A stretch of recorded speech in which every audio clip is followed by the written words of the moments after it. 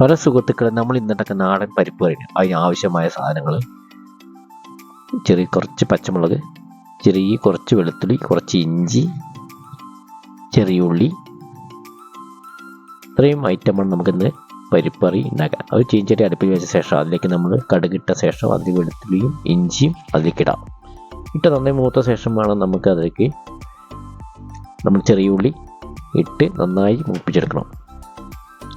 ഞാനിത് പരിപ്പ് എടുത്തിട്ടുണ്ട്. പരിപ്പ് നമ്മൾ കുക്കറിലൊന്ന് ചെറുതായി വേവിച്ചെടുത്തിട്ടുണ്ട്. അതിനുശേഷമാണ് നമുക്ക് ഇത് പെട്ടെന്ന് വീട്ടിൽ ഉണ്ടാക്കാൻ പറ്റിയൊരു ഡിഷാണ്. അതിലേക്ക് നമ്മൾ പച്ചമുളക് ഇട്ടിട്ടുണ്ട്.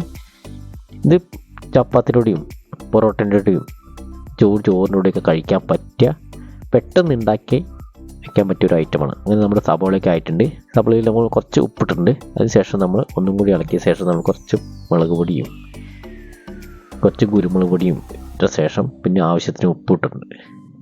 പിന്നെ പരിപ്പ് നമ്മൾ വേവിച്ചെടുത്ത് മാറ്റി വെച്ചിരിക്കുന്ന പരിപ്പ് നമ്മൾ അതിലേക്ക് ആഡ് ചെയ്യാം. അപ്പോൾ അത് കഴിഞ്ഞ് നേരെ നമ്മുടെ ഡിഷ് ആയിട്ടുണ്ട്. നമ്മുടെ നല്ല നാടൻ പരിപ്പ് കറി പെട്ടെന്ന് ഉണ്ടാക്കിയെടുക്കാൻ പറ്റിയൊരു 15 മിനിറ്റ് മതി നമുക്ക് ഉണ്ടാക്കിയെടുക്കാൻ. അത്രയും ഫാസ്റ്റായിട്ട് ഉണ്ടാക്കാൻ പറ്റിയൊരു ഐറ്റമാണ് ഇത്. ചപ്പാത്തിയുടെയും പൊറോട്ടയുടെയും ചോറിനോടൊക്കെ കഴിക്കാൻ പറ്റിയൊരു ഐറ്റമാണ് നമ്മുടെ ഇന്നത്തെ പരിപ്പ് കറി.